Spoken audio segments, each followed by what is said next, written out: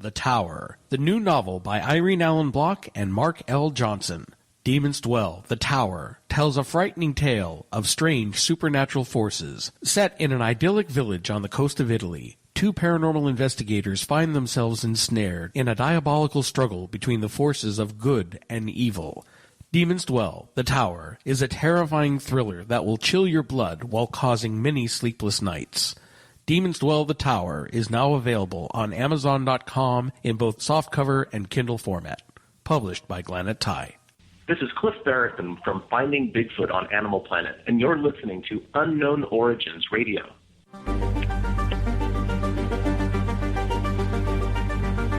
We live in a world filled with the unknown.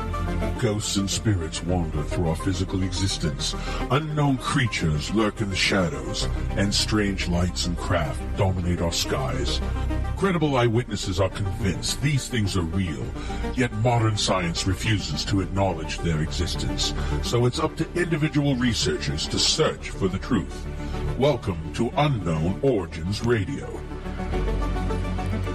And good evening, everybody. Welcome to another edition of Unknown Origins Radio, where we talk about everything having to do with the strange and paranormal.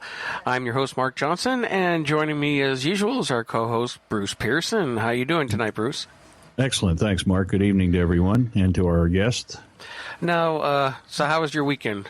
Have you enjoying this wonderful, pre-fall weather? Well, I actually been working straight through for the last couple of weeks, so certainly enjoy the weather, but been very busy. I'm thankful for that on one hand and wish I could take some time off on the other, but it's all good. This is like turning out to be the summer that wasn't. It seems like we went straight from spring into fall. And I mean, I'm not going to complain. I'm enjoying it, but then now they're also calling for another brutal winter, so that's not going to be so much fun. But, if the weather's going to stay nice for a while, I'm going to enjoy it. You get some chance to get out and go do some squatching out there. For those Sasquatch hunters who are out there. And you know what? That leads us into tonight's show, because tonight's show is about Sasquatch. And we haven't done one of these in a while. And we're going to be doing a very unique show tonight. We're going to be doing two different viewpoints of the Bigfoot phenomenon and the research that people have been conducting in it. And we have two very good friends of the show. Both gentlemen have been on before at different times, and they're good friends of the show. And I personally like their research style, what they're doing to bring the research into the forefront, and some of the findings that they've had are very, very interesting. So we're going to go the first route. We're going to bring on our good friend, Mr. Tim Stover from the Ohio Bigfoot Hunters. How are you today, Tim?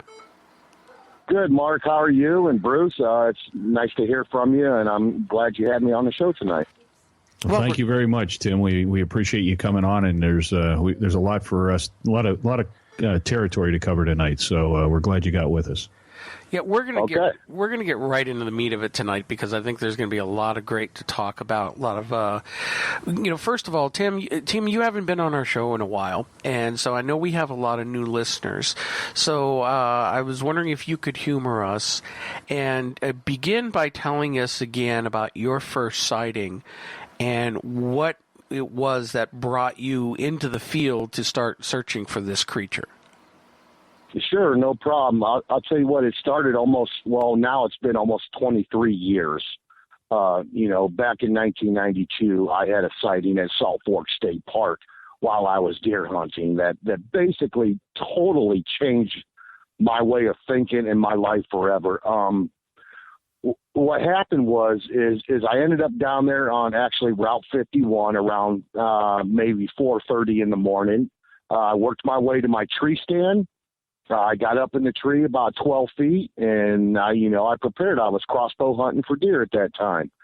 And, as the sun came up and stuff like that, I didn't see any deer. I got to see some wild turkeys, and I was just waiting for that big buck of a lifetime, because, I basically searched the area weeks prior and putting up little thumbtacks on the trees, reflectors, So I knew when I came in the morning, I just shine my little flashlight and I could see which way to go to my tree stand.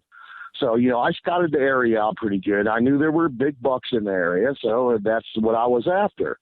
Well, as the morning went on and early afternoon, and being up in that tree stand, you start to get really sore and you get really tired.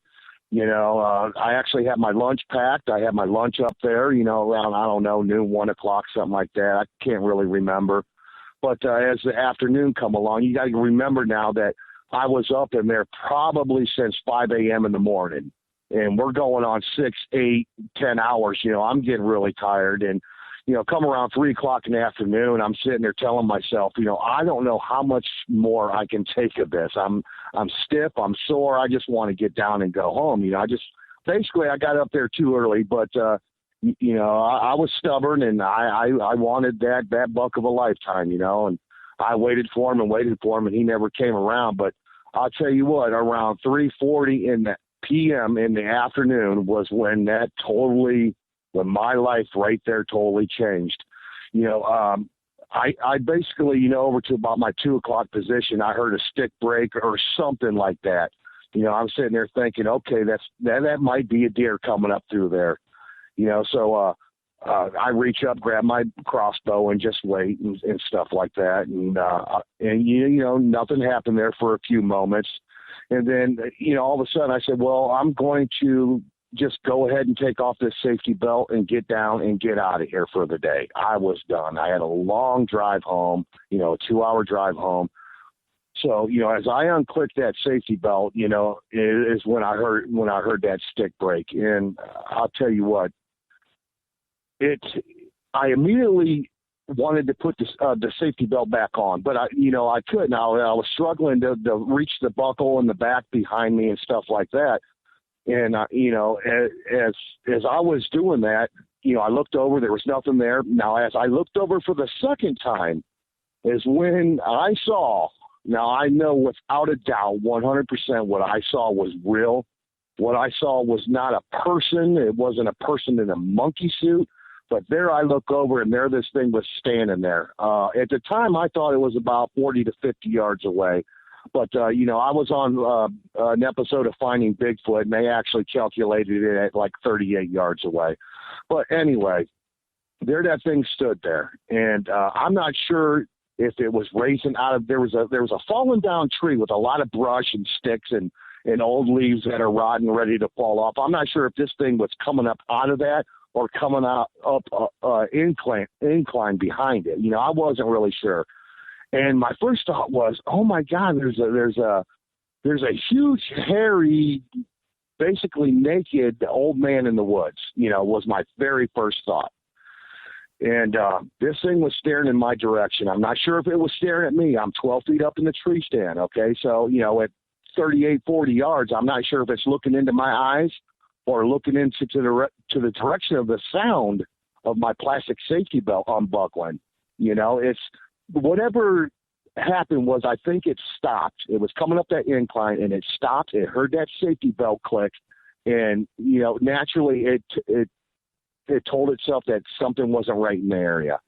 And what seemed like forever staring at this thing was only probably 50, 60 seconds. And at one point, it turned to its right, rotated to its right, looked at something. I don't know what it was looking at, and looked back in my direction. And 20 seconds went by, and that thing turned around. And when it turned around, that proved to me without a doubt that thing was real, because underneath the hair, you can see the skin, the muscles. They were flexing, they were moving, and it just walked away from me and disappeared out of sight.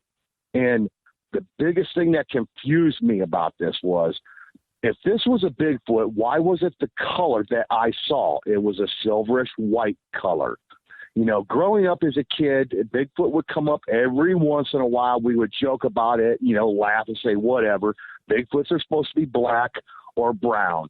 This thing was the same color as like a coyote, a silverish, grayish, whitish color. And that confused me a lot. I'm like, wow, my God, what is that? I knew it wasn't a person because this thing was 7.5, 8 feet tall. The girth, the massive wide shoulders really I wouldn't say impressed me, but this actually, I'll be honest with you guys, I was scared for my life because when this thing was staring in my direction at that time, I didn't know if it saw me, if it was going to come after me or what. And I had one bolt.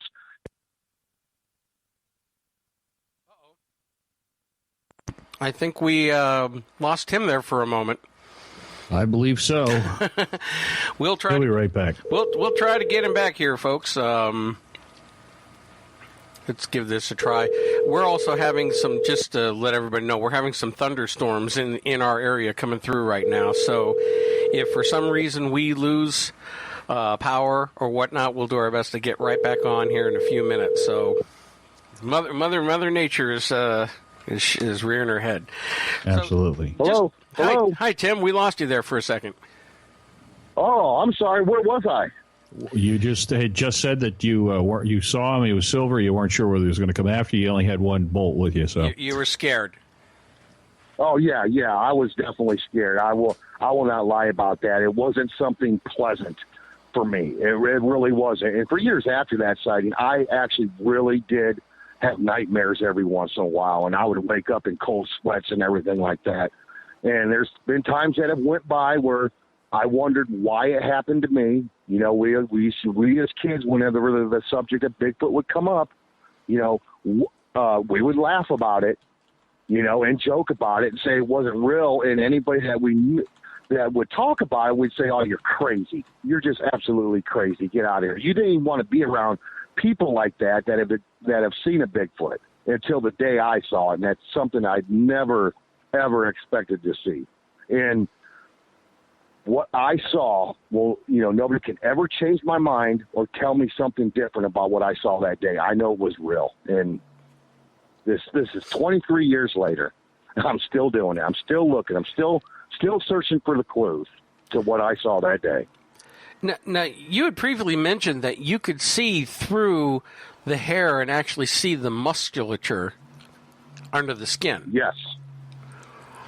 Exactly. That at that point when it turned to walk away from me, Mark, I knew that for positively 100% that was real because you can see the skin, you can see it, and you can see the muscles moving and stuff like that as it moved away from me and out of sight. And I believe to this day that I think that thing was spooked on the it's probably a mile and a half away to the other road where the hunters were parking to come in the woods in that direction. And this thing was moving in my direction to get away from them. I really believe that. That's what happened. That's why I got to see that at 3:40 in the afternoon. You know, a lot of people think or know, or we speculate that Bigfoot is mostly nocturnal. Well, this was 3:40 p.m. in the afternoon. I still had 2 more hours left of daylight. But I think this thing was spooked up, was kicked up by other hunters in the area. Because it was the first opening day of bow season in October. And Salt Fork packs in with people at that time. Now this is Salt Fork State Park in Ohio. I don't know if we established that in the beginning. Correct. But this is all in Right. Ohio. Now, over the last few years, Salt Fork has really gotten a reputation for having a lot of Bigfoot activity and a lot of sightings in that area. Yeah, they have, and a lot of it can be wrote off as possible. Let me say this: maybe a bear footprints. Okay, people don't realize it, but you know a lot of people do. There is black bear in Ohio. They migrate over from Pennsylvania during the summer, during the spring. Because I had something happen to me early this spring, you know, in a park that I go to. And I know that they're in the area. And I have seen footprints down there in Salt Fork State Park from bears. And a lot of people contribute that to Sasquatch prints because they are very similar if you're not paying attention to what you're looking at. So, but other than that, yeah, it has become a hot spot down there at Salt Fork. It's over 25,000 square acres of forest down there. So, and in 1992, that proved to me that they are down there. You know, there's The only thing I get concerned about is when an area gets a reputation for having, let's say, a lot of Bigfoot activity. It makes me start to question a lot of this, the sightings that people are coming in on, because an area is known for having activity. It seems like more people are apt to want to see something. And, I would worry about misidentification. How often do you get a chance to talk to witnesses who've seen things around that area? Almost every other day. I mean, there's always something going on. I opened up Ohio Bigfoot Hunters on Facebook 2 years ago, and we have like 1,800 members. And there's always somebody posting photos, possible footprints, possible what we call blob squatches. They was shooting video or shooting photos. Didn't notice it at the time, but when they're looking at the photos or the video, they notice a dark figure in the background and stuff like that. I think a lot of it's contributed to people wanting to see a Bigfoot, and they just go a little bit overboard with their photos and videos and see these dark subjects, which end up being tree stumps or dark trees or something like that, and think it's a Bigfoot. But most of the time, it's questionable. I mean, if it isn't obvious, it isn't there. Let me jump in real quick here. Two things, and I'm glad you brought that up, because I wanted to kind of quantify, in your estimation, how many of these great number of sightings, or at least evidence that's put forward to you, what percentage is valid out of that? Just a guesstimate. You probably have some idea. But before you answer that, let's go back to your story, because you left the story where he looked up and maybe saw you and you were concerned and scared. We need to hear the rest of the story, as Will Thomas used to say. Okay, so no problem. I'm not sure when I got cut, when we lost connection, but anyway, I'm not sure where I left off actually, but after that thing turned and walked away from me is when I basically got confused about the whole sighting. I thought Bigfoots were supposed to be black or brown. What I saw was silver, gray, white color. Like when you turn gray when you get old, and that's what I saw, and that's what confused me the most. And once it walked away and I seen them muscles and I saw that skin, there was no doubt, 100% that's what it was. It had to be a Bigfoot. And, to this day, no matter what somebody tells me, I will always stick to what I saw that day. You can't change my mind. You can't tell me it was a black bear, but a golden black bear. No, this thing had all the features of a man, a huge man. You had the conical shaped head in a way, the massive neck, if it did have a neck, the massive width of it, the legs, everything like that. And if somebody ever asked me, well, do you know what sex it was? No, I wasn't focusing on that part. I don't know. I was looking dead into the face of it because I'll be honest, I thought my life was in jeopardy. No, I didn't mean to interrupt you, but the point I was making is what actually transpired. Not once again, not the attributes of it, but what you said. He looked at you. Then what happened? Did it run off? Did it sit there and watch you for an hour? Did it leave? Did it catch a bus? That's what I mean. What happened to the rest of the incident specifically, so they can see the whole picture of the entire incident? Right. I'll tell you what. It was from the time I saw this to the time it ended when it walked away from me was probably 50 seconds, 60 seconds, which seemed like 5 hours. But we stared in each other's direction, and after 30, 40 seconds, around the 20-second mark, I'm guesstimating, it looked to its right and looked back towards my direction, just standing still.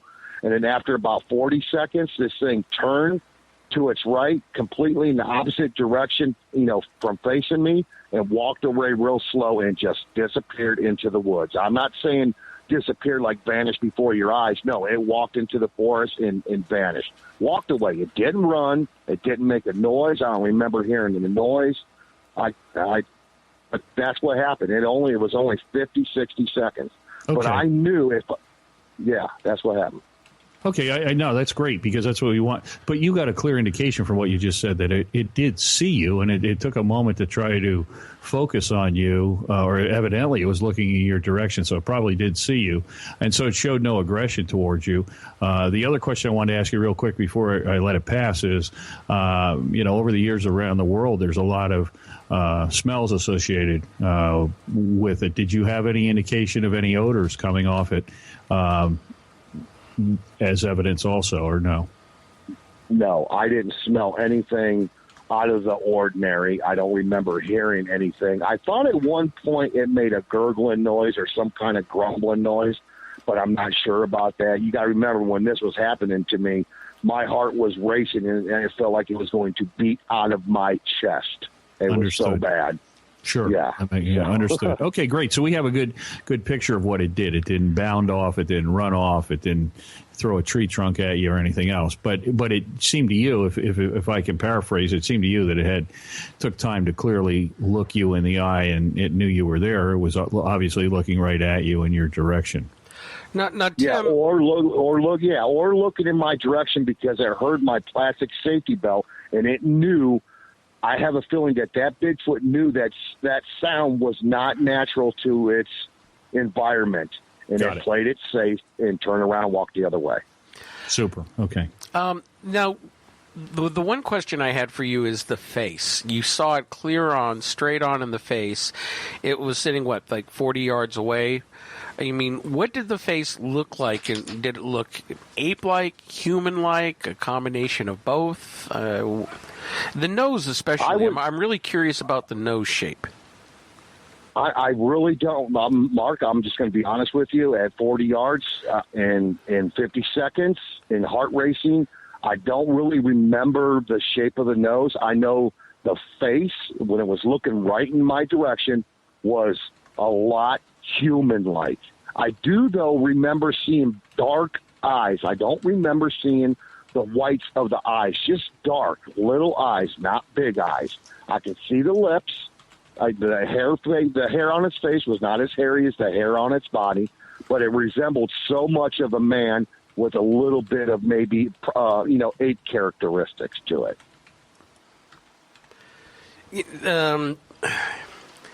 I've seen a lot of videos, some fairly compelling over the years, and none more so than the Patterson-Gimlin film from 1960. What was that, 7, I believe? Yes. And, yes. With what you saw, how would you compare it to that video? Well, I'll tell you what, the Patterson-Gimlin footage, it was walking from left to right, walking sort of away from them, but it was very similar. And also, everything that I see on the internet nowadays, versus, video or photo of Bigfoot, I believe 10% of it's authentic.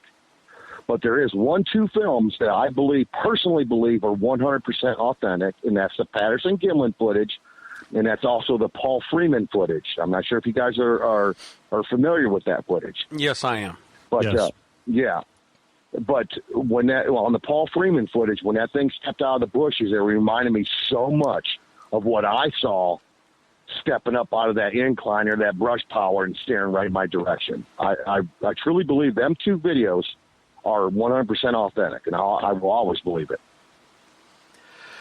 Now, that got you pretty much shook up your worldview. And, what would you do after that? When this thing finally cleared the area, I mean, what were your thoughts, and how long did it take you to get out of there? I'm surprised you asked me that. It might have been 15 minutes I waited, but one thing I do remember is when I'm coming down out of the tree stand, it was a tree stand that you, like a pump jack system, okay? You got to push up on it, let your feet down slowly, let the blade grab the tree, and just, you got to jack yourself down the tree. And I remember that was such the hardest time for me because my legs were shaking so bad. From 12 feet up in a tree, when you're up there, it seems pretty high, but it's not really in reality. But it seemed like it took me forever to get down. But once I got down, and I'll never forget this, my crossbow was still loaded.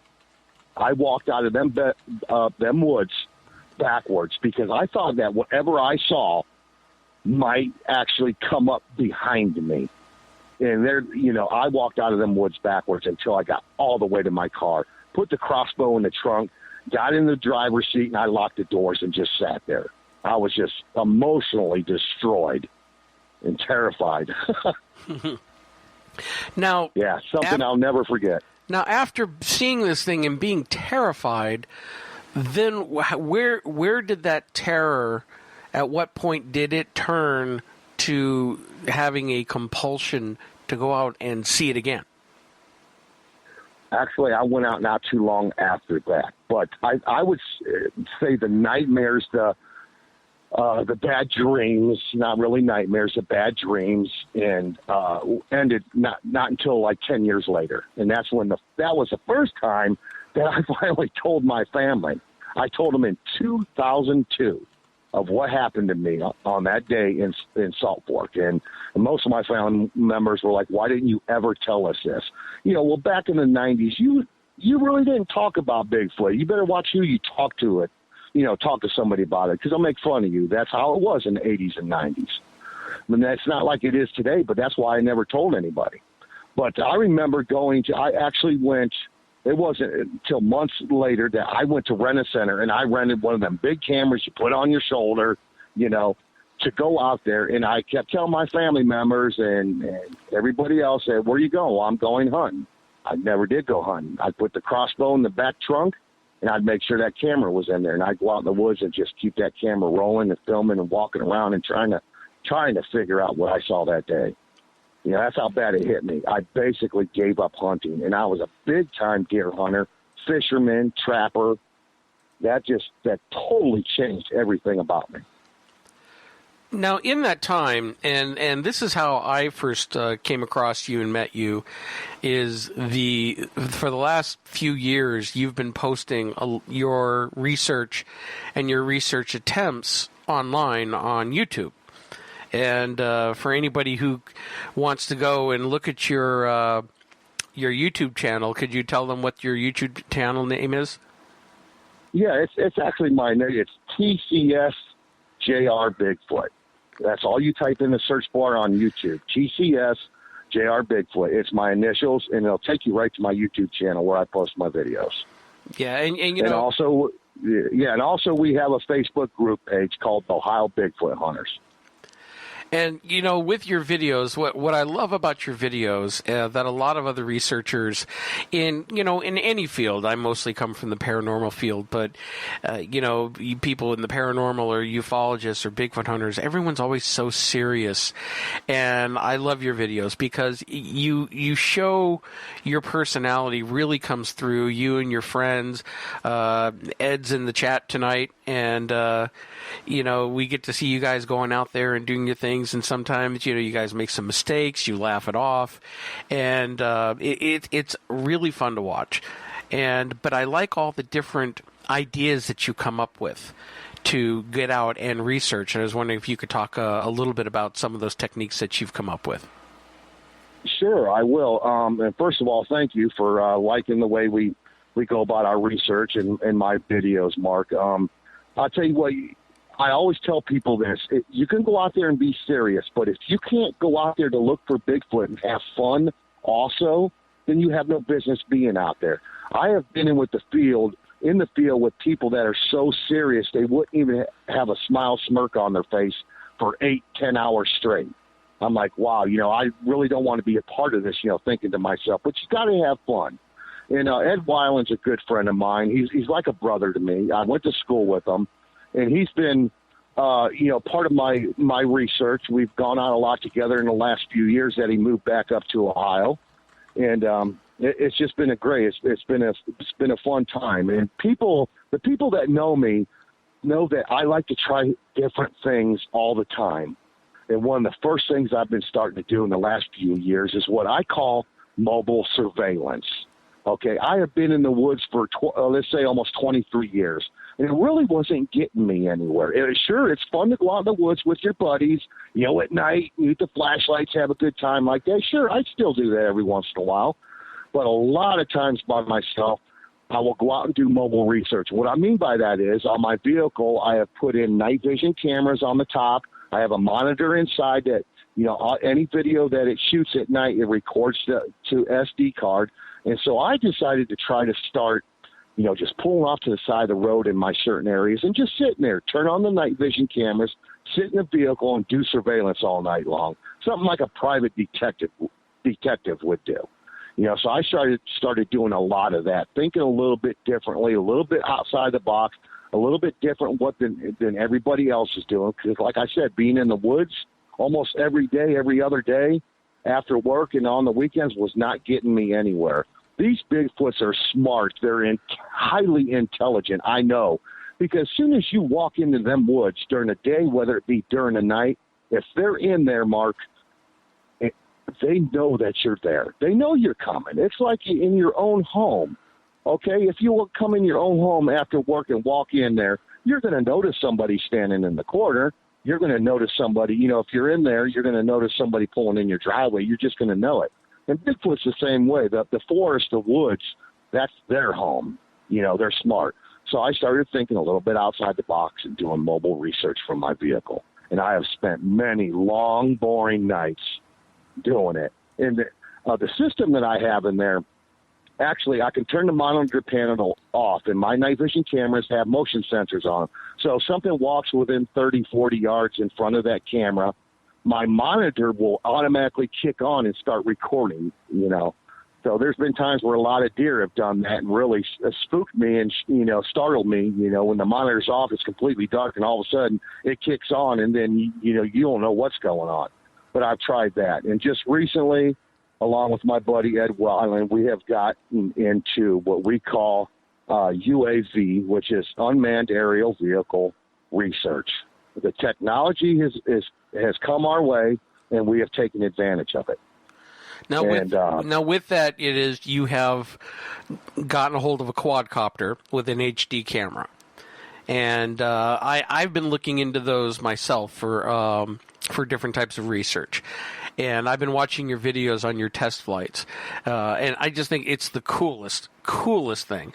Not only is the picture quality insanely crisp, full HD, but how far and how fast one of these vehicles can go, and how much footage, how much ground coverage they can make in a very short period of time.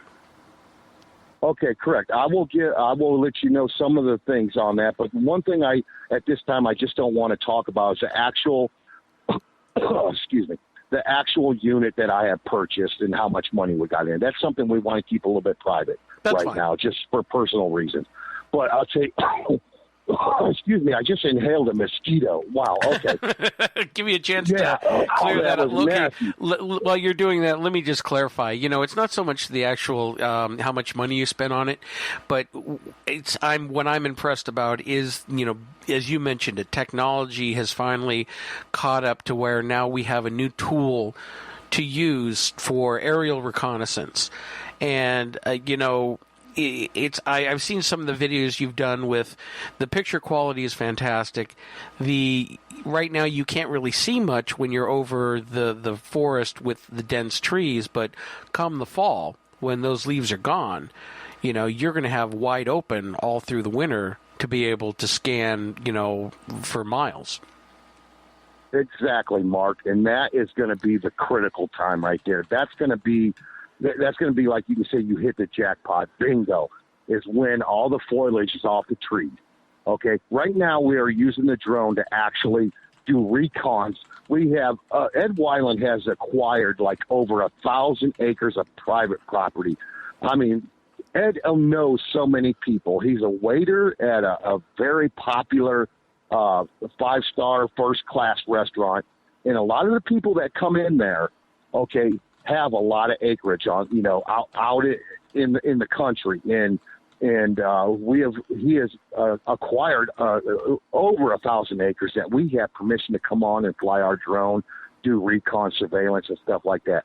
But this part of the year, what I want to get back to is using the drone is to actually do a recon of the area, and then we bring it back and we take the SD card out of it and we put it in my tablet, and we can see what the area looks like. We can see open pockets. We can see We can see trails, wildlife trails and stuff like that, ponds, water sources, food plots and stuff like that. So this time of the year, when the canopy's real thick and there's a lot of foliage out there, at least we can, get a layout of the land and see what we're up against. But when the fall comes and all the leaves are off, like you said and I said, that's going to be prime time right there.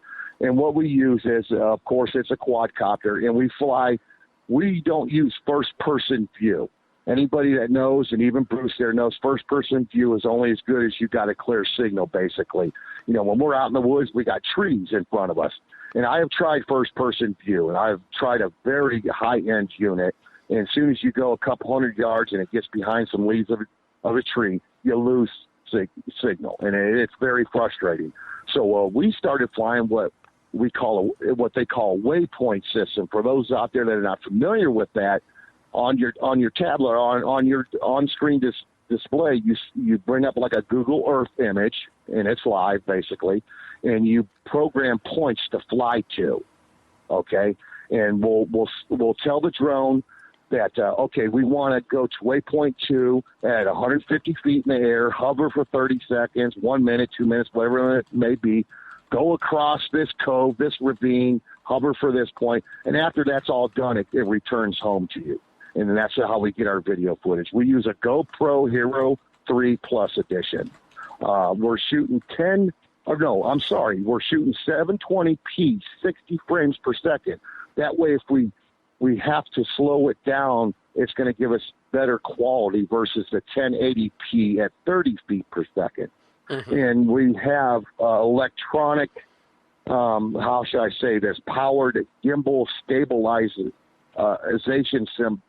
system on it. So as this thing's fluttering into the air, if the wind's blowing or it turns sharp left, right, or whatever, as you have seen, Mark, that the video footage is crystal clear and stable, and it makes it amazing.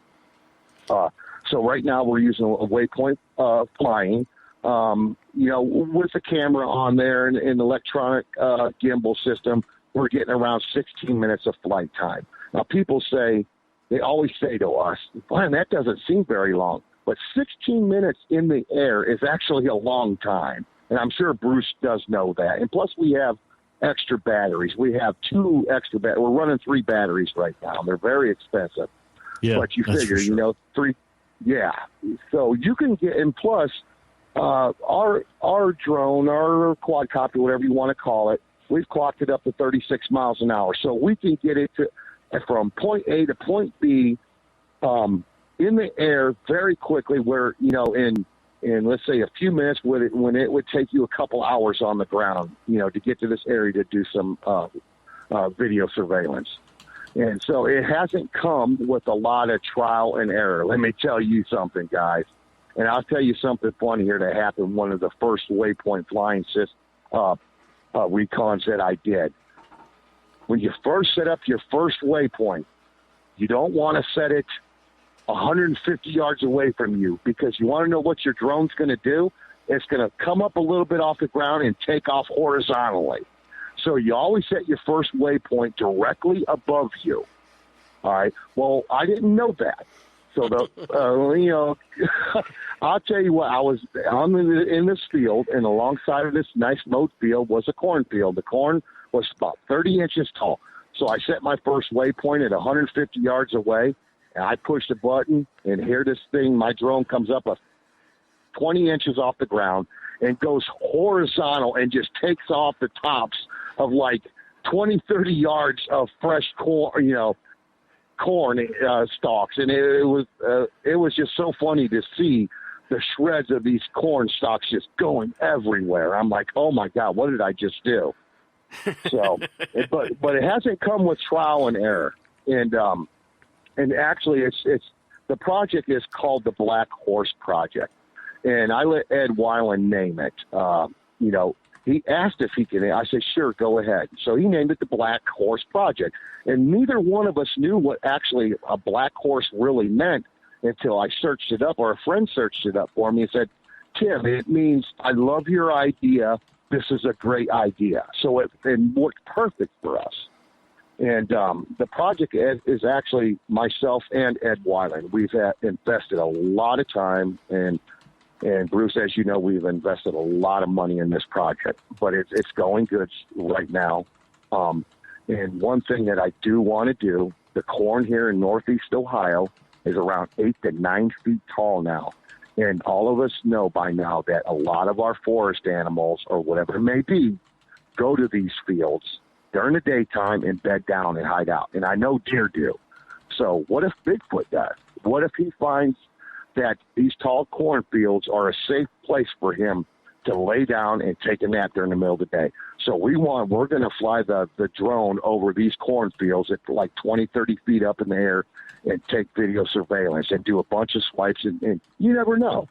Like I said, we like trying different things. And if we don't ever capture what we think might be a Bigfoot on video film, at least we had fun trying, and at least we tried it.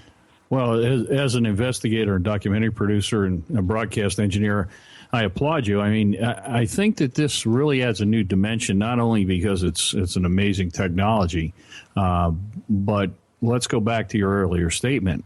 Clearly, if these animals are primates and as sharp as they must be to elude capture and sightings of a more substantive nature for hundreds and thousands of years, the likelihood of just walking in and spooking one and catching them unawares is minimal, probably, which alludes to the reason why we don't have a lot of good pictures of them, taking photos by the side of the road. So this surveillance capability greatly extends not only your range, but the ability to quickly get above an animal that couldn't run away because you have the range of the quadcopter. I think one of the things that would be highly helpful, although knowing how hard they are to fly, and the guy that flies with me has about 10 years of building them himself, as well as now using some of the latest technology, is to add infrared and IR capability to search at night when you could get through the leaf deck and see what was on the ground. The problem there is, as difficult as it is to fly them properly during the day, it's monumentally more difficult to follow one at night and avoid trees and power lines and all the rest of the stuff that tend to interfere with the proper flight of them. So this is a great step forward, and I think the use of technology is probably the only way we're really going to get beyond the hit and miss and throwing darts at a board to try to come up with some evidence. When you were using your infrared footage at night, I looked at a lot of stuff on your site and also on the YouTube page. What do you consider the best evidence, if any, that you've caught with that system built into your Hummer there? Nothing. I'll be honest. You're being honest. And I think that's refreshing that you're honest, Yeah, I have not caught anything that I thought was Bigfoot related yet, but I'm out there trying. I try my research times are in the early spring, late fall when it's cool. I'll admit it. I'm a sissy when it comes to ticks and mosquitoes in high humidity. So, and I think Bigfoot thinks a lot like us. It's going to be the same. Maybe he'll get out and travel during cool nights when there ain't so many bugs and stuff like that. They're smart enough at night to use travel routes. In instance, maybe like railroad tracks or hiking trails and stuff like that to get from point A to point B quickly. And I really haven't come up with anything. But early this spring, I was sitting in my vehicle running the infrared cameras, and I heard a walking noise, and the monitor's off, mind you. It hasn't sensed any motion yet, and I can hear what I thought was bipedal walking noise. And as it seemed like it crossed the road in front of me, I didn't want to turn on the headlights or anything like that to ruin my chance of getting a possible Bigfoot on night vision camera. This thing crossed the road in front of me on the left side, on my driver's side, and started walking in the woods right towards me. I'm sitting on the wood line in my vehicle, and I'll tell you what, I'm getting really scared at this point. I'm like, oh, my God, something's walking right up to my window here. My arm's sticking out, my elbow, and I'm just relaxed and everything like that. The next thing I know is I look, and coming right by my mirror, underneath it, is two black pointed ears, and it was a black bear. It walked right up to me, looked me in the eyes, never paused or anything like that, and kept walking right on by. And I'll tell you, talking about your heart beating out of your chest, that was the first time in my life that I have actually personally saw a black bear in the woods. And it just happened to walk right up to my window. And that was right here in Portage County. So yeah, they're I'll big never animals. forget it. They're nothing to fool with. We had Mark gets them up his way a lot, and we had a couple of them in the backyard last summer. And I spent a fair amount of time up in Alaska and northern Canada and the Washington, Oregon area. So they're nothing to fool around with, and they're very intimidating, and they are very dangerous under certain circumstances. I have a couple other questions I think maybe the listeners would be interested in. Have you spoken to any, county sheriffs, law enforcement, guys that are on the road all the time, and have you gotten any feedback from them of sightings, number one? And secondly, have you reached out to the academic community, to, vets in the area, people that are specialists in large primates, or have you, on the other side of the coin, on the flip side, have you gotten any hassles or from the media or any derogatory input from folks in your immediate area? Or what is your gauge of the status of the public's view on your work, and to the extent they know about it?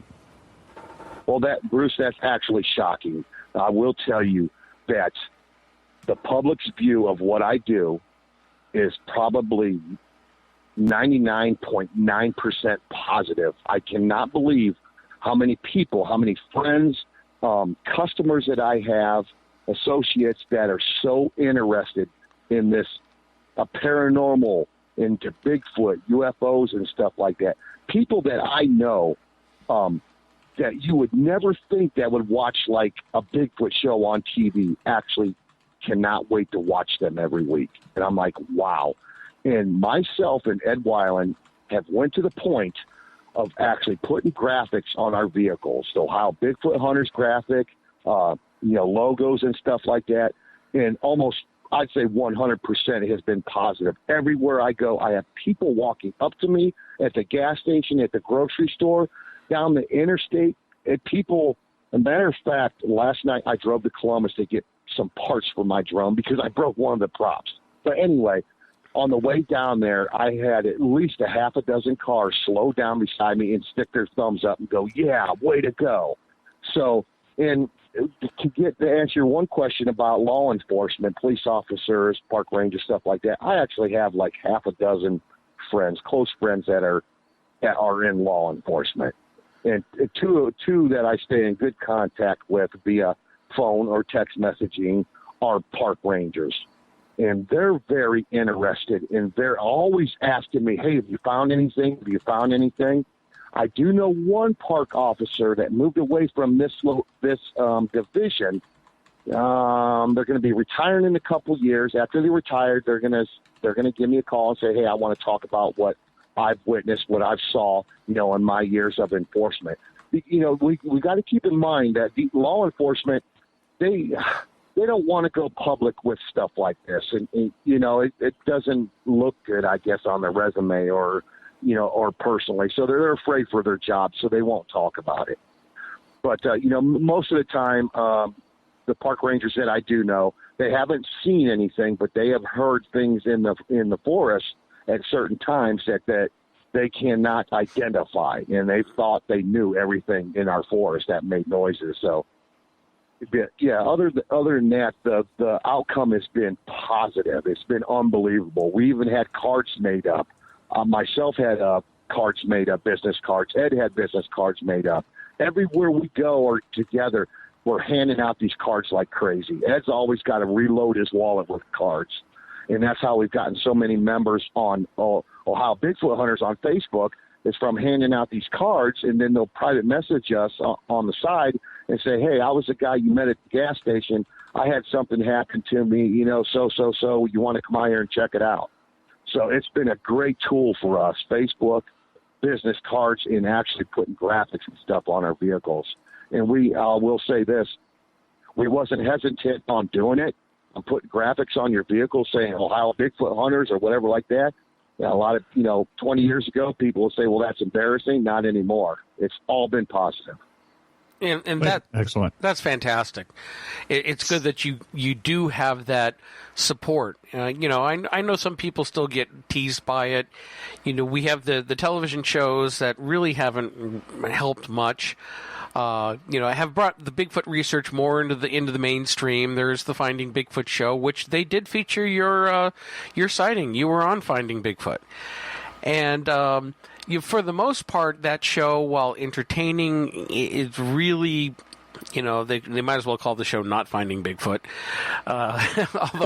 Although I have respect for Cliff and Bobo on the show.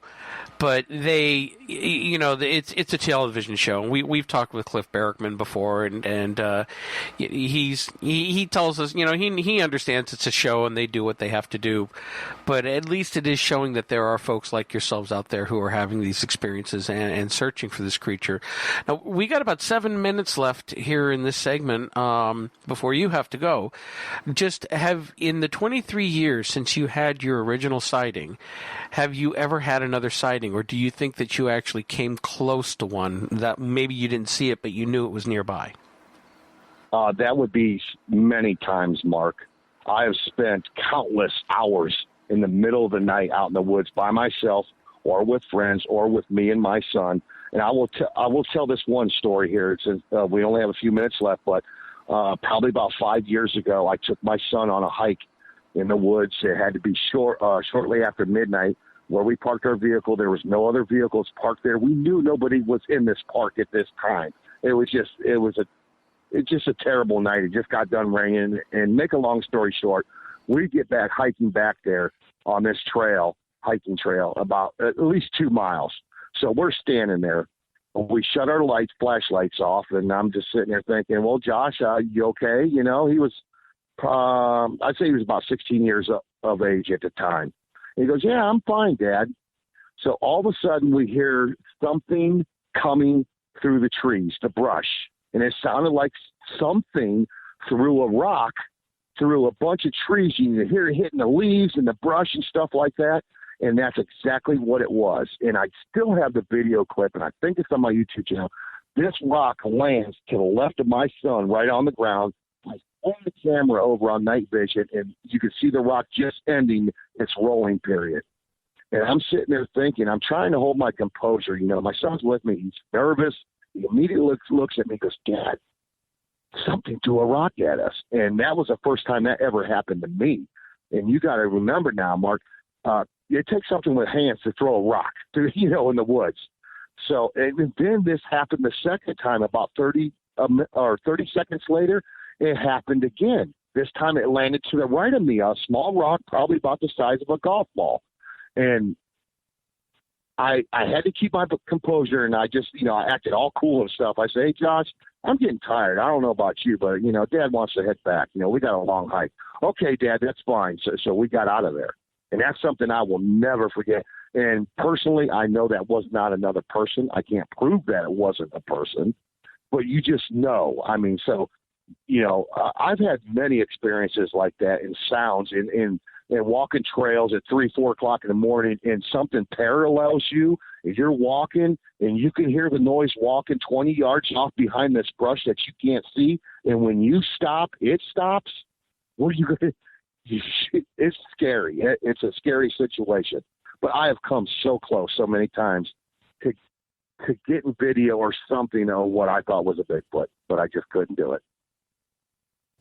Well, time and persistence is definitely on your side, and I really applaud you for taking time to go out on a regular basis and not give up and In many ways, it's like fishing. A lot of this unexplained phenomena research takes a lot of dedication. As you said, when the first time you saw it, you'd been in that tree stand for 12 hours and really were running out of steam. But the same thing goes with any kind of surveillance work. The vast majority of the time, you're sitting there questioning if you're losing your marbles sitting in a truck or out in the woods in the middle of the night or all day long. But that's how you're going to gather credible evidence. Mark, real quick, I know you wanted to ask this, but I'll go ahead. Can you tell us and the listeners how to get in touch with you, how to follow you, where you're going to be, if you're going to do any events and so forth, all the information folks need to follow up with you that aren't already familiar with your organization? That would be on Facebook. Anything that's coming up where I'm hosting an event somewhere, or I'm doing a presentation, or we're doing outings, would be on Ohio Bigfoot Hunters on Facebook. That's all you got to put in the search bar is Ohio Bigfoot Hunters. It's an open group. You're welcome to become a member and just scroll through the thousands of pages of information we have there. And we have over 1,000 photos of footprints on the blob squatches, on the very questionable things. So that's the best way to get a hold of us. Tim, I just want to say thank you so much for taking some time out tonight and coming and talking with us about your experiences. And, as usual, you're always welcome to come back. And if you have any other experiences, we'll have you right away. That sounds good. And thank you so much, both of you, for having me as a guest tonight. Okay. Thank you for being with us. And I'll stay in touch with you about the aerial footage. Maybe we can work together on some information on making that better. Yeah, that sounds good. Thank you guys so much, and you have a great night. All right, you have a great night, Tim. And now we still have plenty of show left to go, so don't go away. We have another hour of Unknown Origins Radio coming up. We're continuing our show on Bigfoot tonight, Sasquatch. And the next hour, we're going to be taking a very different look at the Sasquatch phenomenon. And so stay tuned. We'll be right back after these messages. You're listening to Unknown Origins Radio here on the Dark Matter Radio Network. Between science and ignorance, there is filler. Thank you, random British guy. I am Wes Forsyth, the host of Paranormal Filler, my weekly radio show where I explore many areas of the paranormal while trying to keep a balance between believer and skeptic. No topic is off limits, no viewpoint is silenced. Paranormal Filler on the Dark Matter Radio Network. Wednesdays at 7 p.m. Eastern, 4 p.m. Pacific. Coming this September, Wasteland Weekend. 4 days of Mad Max-inspired mayhem in the middle of the California desert. Camp out in a live post-apocalyptic environment in our Wasteland compound, surrounded by specialty-built sets, vehicles, and performers straight out of Mad Max and other post-apocalyptic movies. This is an adults-only, fully costumed event that includes live bands and DJs, Wasteland tribes such as the Mutant Hunters, Dukes of the Nuke, and the Juggers, Thunderdome, combat and stunt performers, post-apocalyptic vehicles, Wasteland merchants in Bartertown, fire dancers, aerial acts, and much, much more. Leather, music, engines, apocalypse. Wasteland Weekend, September 27th through the 30th in California City, California. Buy your tickets now at wastelandweekend.com. That's wastelandweekend.com.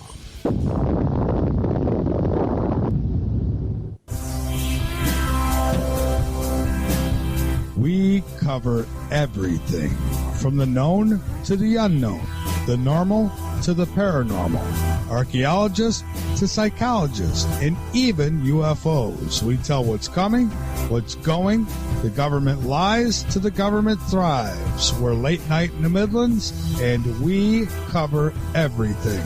Every Sunday night at 12 a.m. Eastern, 9 p.m. Pacific on the Dark Matter Radio Network.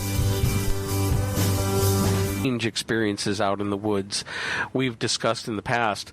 There was one time he even called me at night when he was in the middle of the woods. He got on his cell phone because he saw something that kind of freaked him out a bit. But we'll talk about that more another time. Really wanted to get into the next segment here.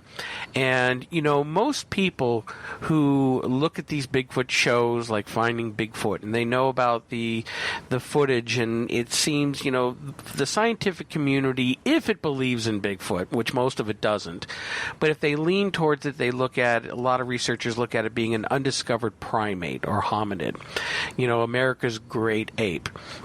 And yet, there is some evidence out there that we're dealing with something that may not be classified in that way. And before we introduce our next guest, I want to play this very short clip.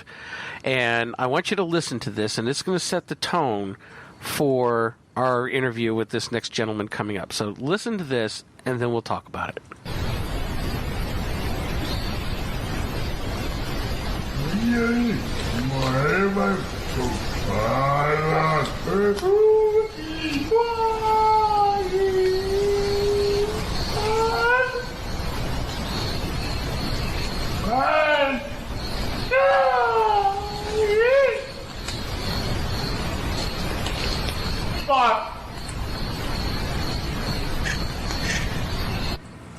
Now, with that, I would like to introduce our next guest, Mike Patterson from Sasquatch Ontario. Mike, thank you for joining us on the show.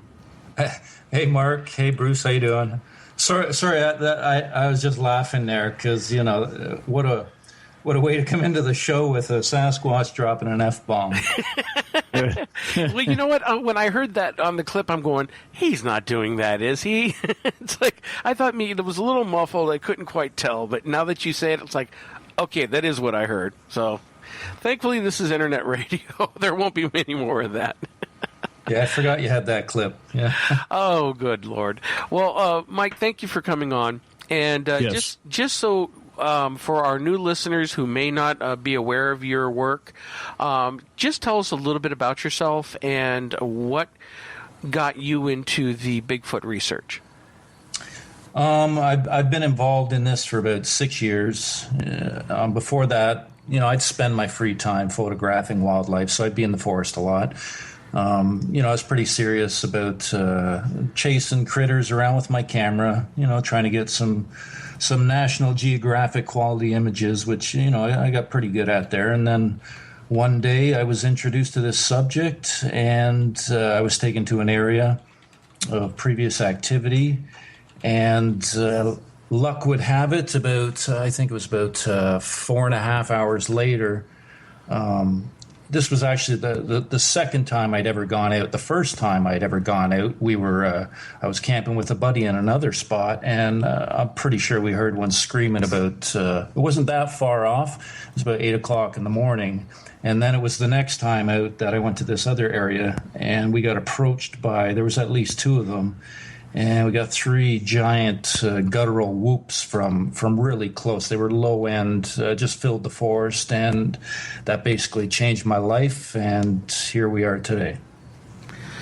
Now, you encountered these creatures by hearing them. You heard these whoops and sounds. Did you automatically at that point know what you were dealing with? Did you say, oh my God, that sounds like a Sasquatch? Or did you actually see something first before you came to that conclusion? You don't have to question it. When you hear Sasquatch with lung capacity that size, giving that type of a vocalization, which actually it was very pronounced, very human-sounding, raspy and guttural, just a massive lung capacity. And once you hear that at that range, you don't even have to question it. Your jaw just hits the ground. That's it. Your life has changed forever. You know what it is. There's no question about it. So the area that you eventually started to research, what brought you to that area? And, how did you start going about this type of investigation into this creature? What was it that you were hoping to find? When I first got into it, it was, like I said, I was photographing wildlife. So, I kind of had this inkling that I might be able to get a photograph of a lifetime. So that's how it started. But once you start getting closer to Sasquatch and realizing what you're dealing with, your perspectives change, your motives change, at least for some of us anyways. And that's what happened to me. And, now it's nothing to do with getting that photograph anymore. Now it's all about the interactions and just learning who they are and what they are. And we've come so far in the last couple of years. It's just absolutely mind-blowing what we've learned and what we've accomplished, and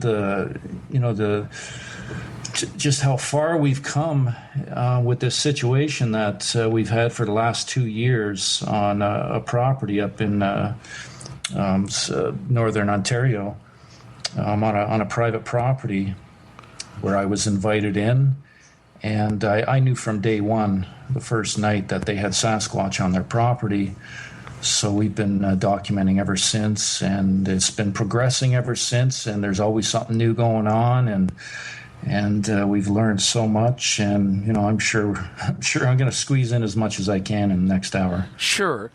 Now, when you started to research it, what tools did you use, or what methods did you start off using, and then what did you start to change as you became more involved?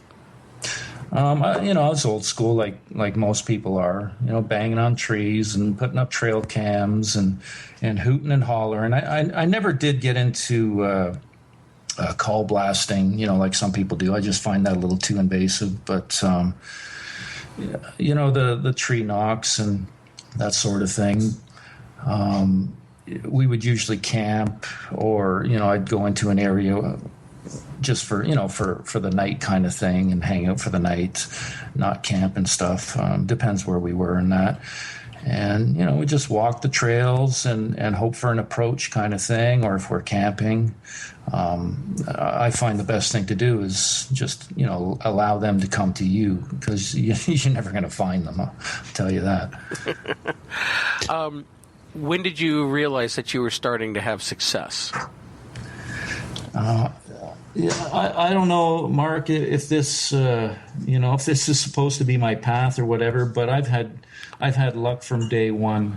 The first 3 times I ever went out looking for Sasquatch, I had an incident on each outing. I believe I had an incident when I was 12 years old too. I think I had a sighting then when I look back, but after the third incident, I pursued an area for about 4 years, and I had quite a few incidents in there. I had 2 close vocal encounters, about a year apart, almost exactly a year apart, just a couple weeks difference. And I pounded the pavement, in that forest for pretty much every weekend. I would be in there with my camera and just trying to, get another incident, trying to get another approach. Because, like I said, once you hear them speak, that's it. Your life has changed, right? So, and I haven't looked back since. Now it's, the area we're in now, we don't use trail cams anymore. That's because of what we've learned. They know where the equipment is. They know what the equipment does. They've shown us this again and again, time and time again. They understand what our equipment does. Doesn't matter where we put audio recorders. You can't hide them on them. They know where everything is. Wherever you put something, they know where it is. They'll go up to our audio recorders and they'll vocalize right into the mic. And this happens, consistently, right? Even last visit, it was the owner's nephew.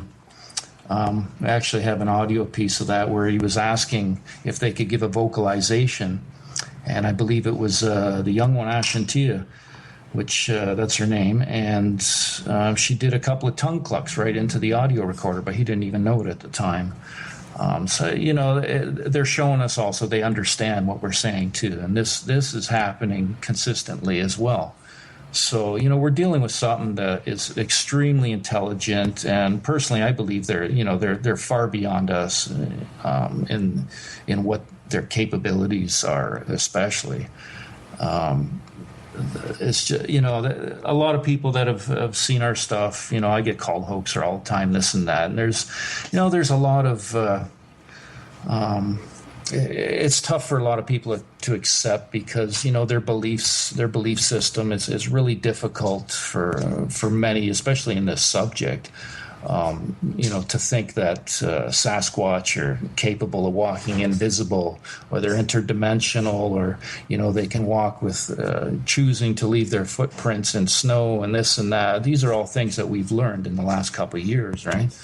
And to me, at this stage, it's just become second nature. I have no qualms about talking about it. They just continually progress our situation and knowledge, and they're always giving us new information. And a lot of stuff has been held back due to the owner's wishes. But he's given me the okay where I can talk about certain aspects that I've held back on. So kind of looking forward to getting some of that in. Well, let me jump in here if I may, real quick. By way of contextual information for the listeners, can you, in 5 words or less, summarize what you think based on your current level of understanding and the acquired evidence and so forth?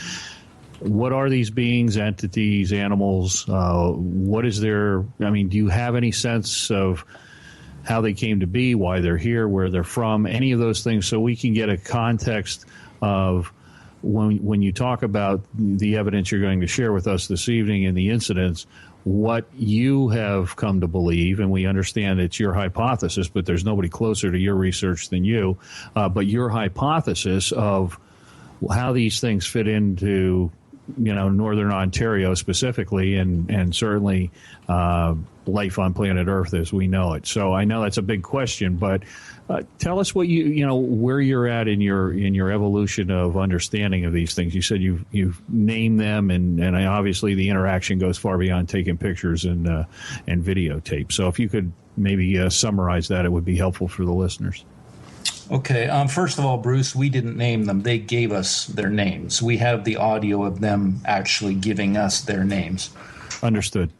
So at this point, and let me also state that there's others. You got your Bigfoot community and your kind of your mainstream, if you want to call it that, your websites and finding Bigfoot and this and that, and all of them are basically, I kind of categorize them all in the same boat together.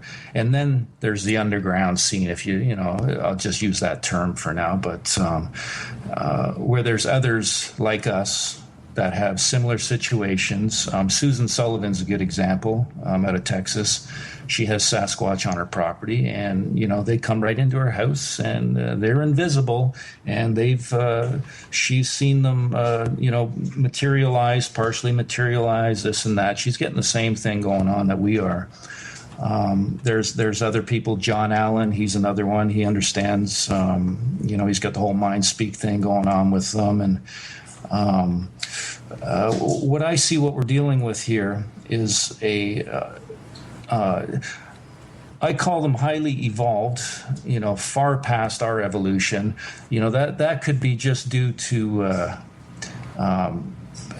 from my understanding, half of them we know is of human origin, is human DNA, the mitochondrial DNA side of things.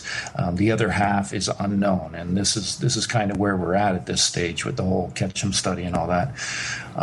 Well, that other half has some incredible abilities, and we've learned that they can follow you practically anywhere. So it seems they can traverse time and space without an issue.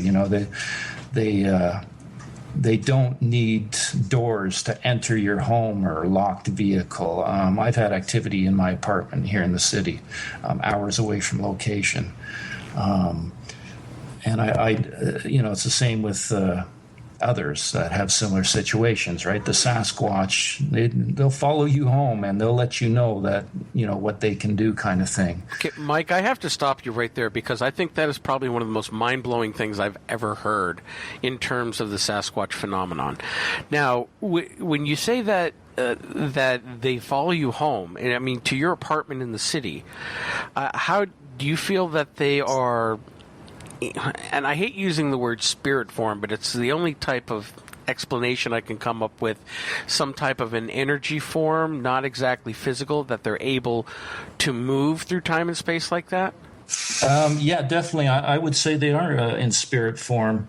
We get disembodied voices speaking right beside us. Nefertia has physically touched us. We've had 6 people with this situation now all have physical contact. I've had him put his hand on my face 3 times. He's covered the whole side, both sides of my face. He's put his hand on the front of my face.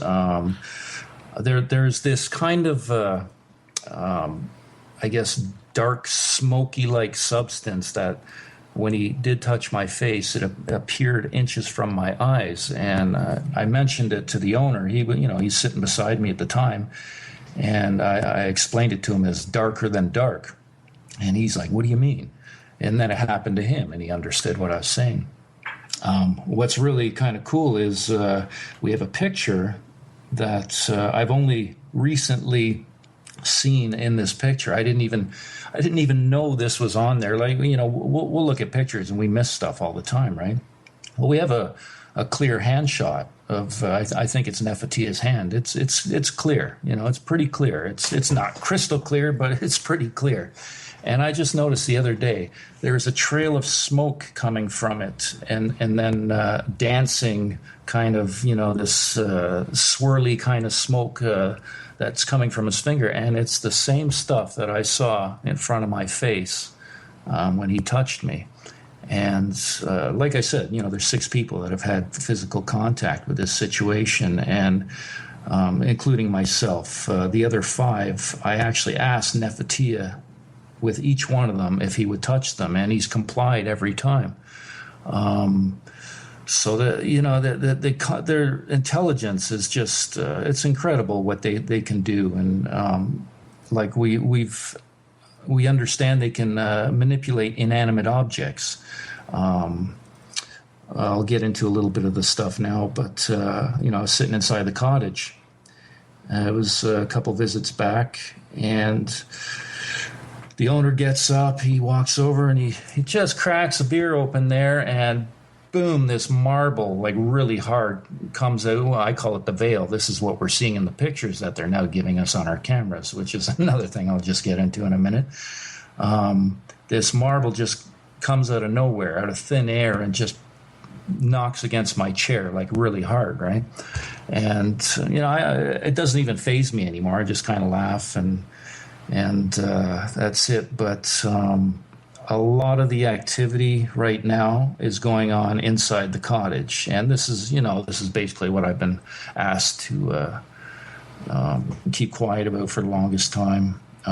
We started leaving cameras outside for them. At first, we would turn them on, and we would, we'd set them in different places. First, it started in the daytime, and we ended up with, some eyeball pictures and that, and close-up, always close-up shots. And we kind of progressed the situation to the dark at night, and we still kept getting the photographs, but they were, it wasn't dark in the photos. And eventually, at the stage we're at now, I leave a sketch pad, we leave our cameras, and even a video camera on the kitchen table inside the cottage. And this is where everything's happening. And all the photos we're getting now, we're getting these, I believe they're another realm, the photographs they're giving us, because, we're getting some 1 a.m, 3 a.m, and they're all brightly lit forest. They always show this kind of screen thing in front of them. But it was, sorry, I lost my train of thought there. The last visit, Yeah, the last visit, there was a really crazy shot he put on there, which I'm going to put in the next video. But some of these photographs, they started appearing, like I mentioned, outside at first, and then now we're moving the stuff inside. I'll leave a marker, a permanent marker on the sketch pad. I'll leave the camera sitting on the table, and the owner and I will go sit outside. And as we're outside, they're in the cottage, and I've collected I think roughly 17 drawings from them to date. We've collected dozens of photographs, and he's even given us 3 short video clips that they've taken with the camera. They all show the screen, and it's just what these guys can do is so far beyond our conventional knowledge. Where I see science at right now with this subject, it's like, oh man, you guys are so far behind it. It's crazy. Like, you're still trying to figure out if they even exist. We're learning that we're dealing with these highly evolved beings that seem to understand everything that we say, and and they continually show that. Last visit, I'm sitting in the chair outside with the owner, and I asked for a marble. I'll say that I did ask verbally, but I sat there in the chair and I envisioned in my head it being dropped into my hand, and within seconds I had a marble dropped into my hand. The last visit, again, the owner's nephew, he'd asked for a marble as well. This was the night before I got there, but we got the audio on this. And as soon as he asked for a marble, I don't even think it was 1 second. You hear a marble just nail his chair, or it was the trailer or something, but it made a good sound. It was hit pretty good. It seems that these guys, they understand what you're saying, and they're so quick on processing the information. I think they know it before you even say it. That's how it seems, anyways. Their intelligence, as I mentioned, it's unprecedented in comparison to anything else that we know of. As the natives, as we all know, the natives, a lot of the native beliefs, they think they're spiritual beings or shapeshifters. And, we've seen this, and we've seen this in photographs, the black blobs. I've seen the black blob in front of my face. The owner's seen him stand behind me and partially materialize as I felt him poke me in the side. And, the stories are it's endless, right? I don't even write this stuff down anymore. At first, I was writing stuff down a lot, but it's too much. I can't keep up. So, well, Mike, let me ask you a couple of questions here, and I know Bruce has some questions too. But first and foremost, since we are talking about Bigfoot or Sasquatch as we understand it, now, have you ever seen them full on? The owner's father had a sighting, full on. He had his back to him. It was outside the window. That's basically why I got called into the situation after that sighting. The two of us had a sighting outside the cottage window, but we brushed it off as a tree at the time, and that was a weird situation. We had binoculars and cameras and video cameras, and we didn't touch anything, and we even forgot about it until the next visit. So that, I don't know what was going on there. The owner had a sighting, I guess, I don't know, it was a month or two ago, probably a couple months back now, out of the same kitchen window that the owner's wife had a sighting. It was back in February of 2013. That was the 11-footer that she photographed through the window. Myself personally, I have not had a full-on close visual, or where I can where I have good vision and can see what's going on.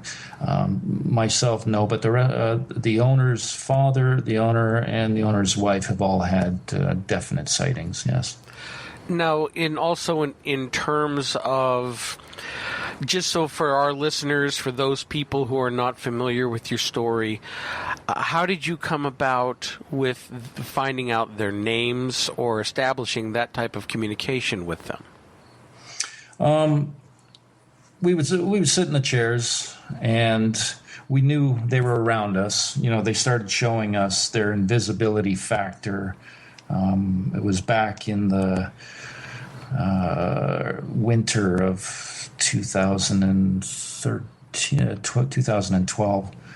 And I think one of the first times he touched my head was I was filming, standing on the road by my car, and I questioned the owner. It's in one of the videos. I questioned the owner. I said, "Did you touch my head?" And he kind of laughed at me.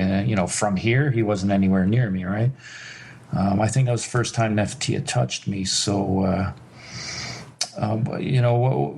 then we started seeing the footprints, right? And they would just start and stop. I remember one of the first times there was just 3 footprints. That was it. It's like, okay, what the hell's going on here? And I caught on pretty quick that I think these guys are invisible. I started telling the owner that, and he's kind of laughing at me at first, and then we both got understood, and we could see what was going on. And sorry, Mark, I lost my train of thought again. You want to reiterate how you found out what their names were? What kind of individuals you're dealing with? How did you find out their names? And talk a little bit about the audio recordings.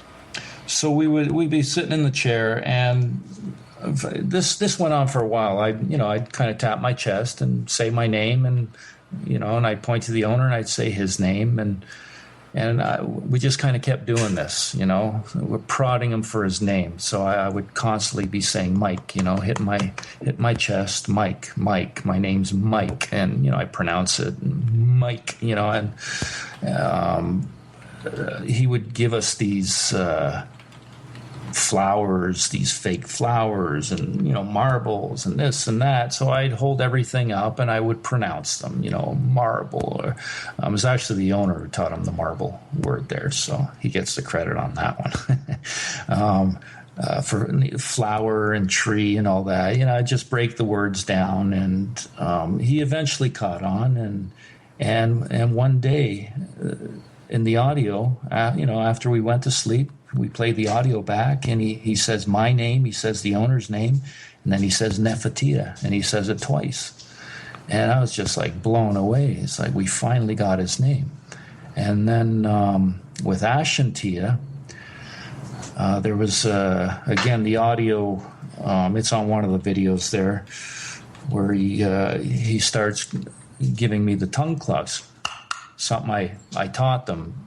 Basically something I'd seen in a documentary on mountain gorillas, so they would let them know that it wasn't the poachers. So I would do this kind of thing, and they do it all the time now. It's kind of funny. They do it into the recorder. They've done it in our ears and inside the cottage and this and that. They do it all over the place. And then there was the one night where Nefertia, he was talking to me. I was having a direct verbal communication with him, and he did the tongue clucks, and then he said his sister's name, Ashantia. I wasn't catching on at the time. It's late, and he wasn't pronouncing it perfectly, where I could discern it. But it was after listening back to it, I understood what he was trying to say to me. So he gave us the name of his sister. And then I had it was a questionnaire thing with Kathleen Odom, who she's been a great help too. In fact, she gave us the name Ashantia before Nefertia did, and she also gave us the name Makante, which we believe is the family or clan name. And I remember the first time I said, again, that's in one of the videos. First time I said it to him. Very first time I said, what's Makante? And he repeated it back to me before I was barely finished saying it before, and he yells back Makante. So that showed me that meant something right there. Because they tend to be pretty subtle for the most part, right? But I had about seven consecutive visits where I had direct communication going with them, where he'd be standing on either around the side of the cottage, or he was standing on the deck outside the front door, because we could hear the weight creaking under his feet. Lights on, and he's completely invisible. And so basically that's how we got their names.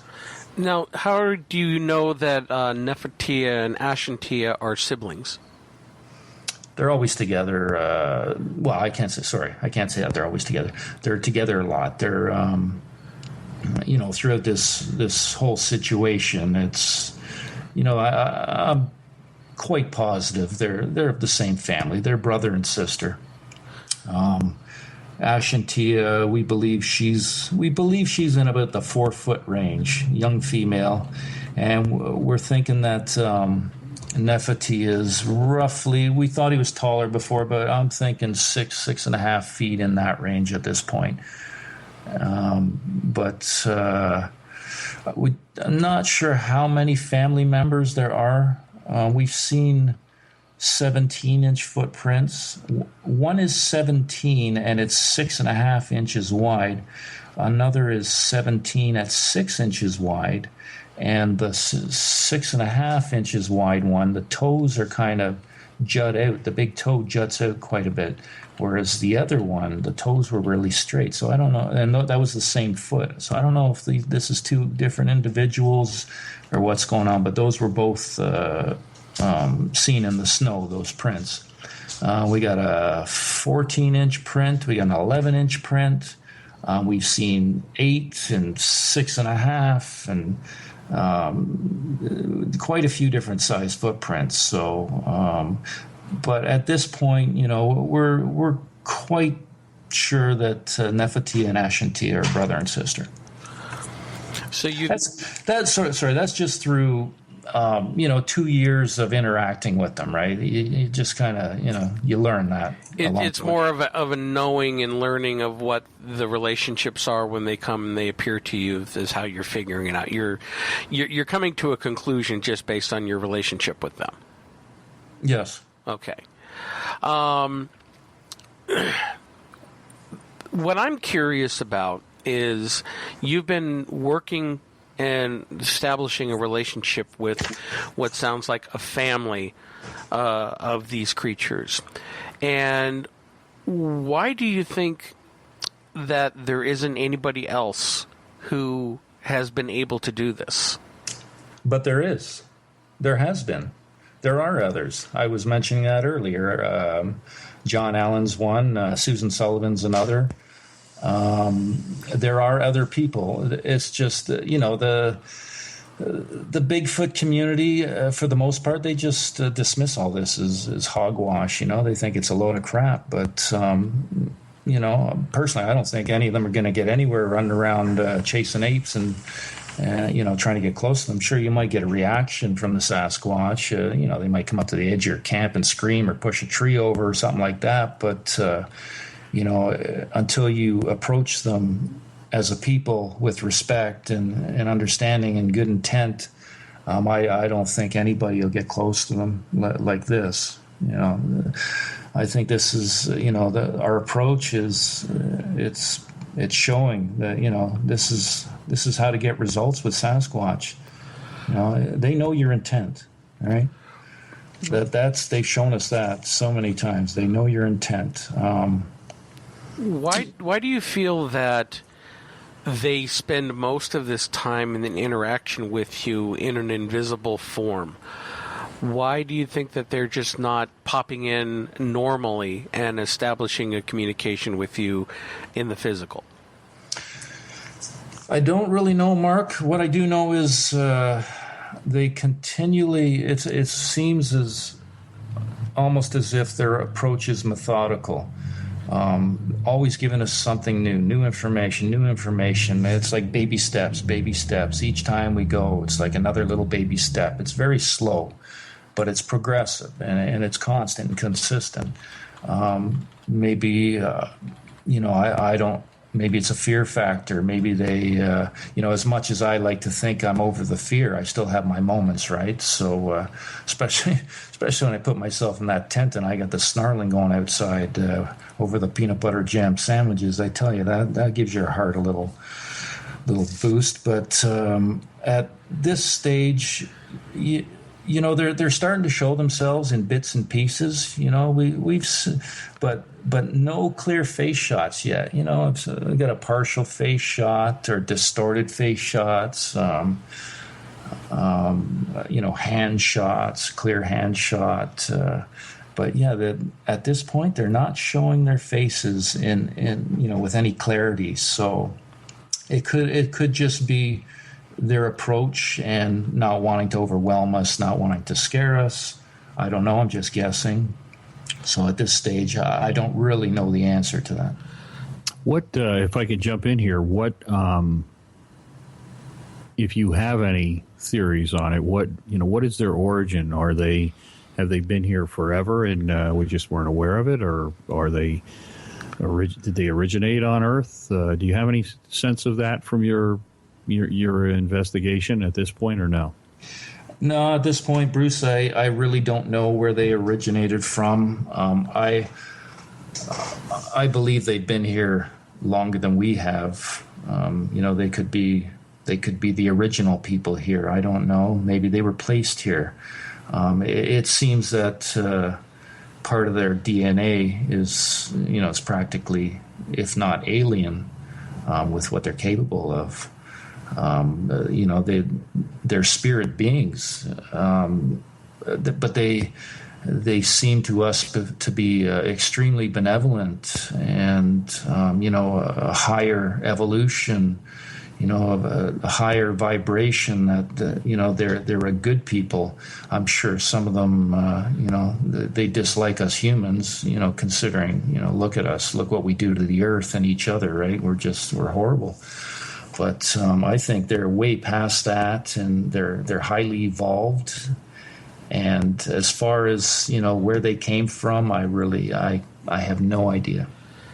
That brings up a very good point in the broader sense of, and Mark and I have both touched on this. I've done a wide range of investigative documentaries and work over the last 40 years on all types of unexplained phenomena and topics, and there is albeit a kind of a quiet, but there's a growing, shall I say, theory that there is some cross-pollination between the paranormal, UFO, unexplained aerial phenomenon, the whole concept of the cultural heritage of native cultures who believe in a oneness, the Gaia principle, the ether, and these type of theories lend themselves to what you're saying, if I may, without going too far afield, and that is that there's a possibility this is all interrelated, and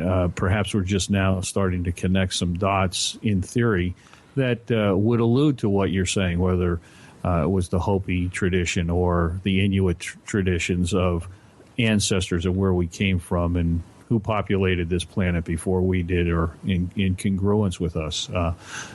What are your thoughts on that? Do you think that there's any, have you speculated on that? Have you thought about that, or is that going too far afield? No, it's not going too far at all. Not with what we've witnessed. There is reports of them being seen in relation to UFO and alien activity. They've been seen coming out of or going into UFOs.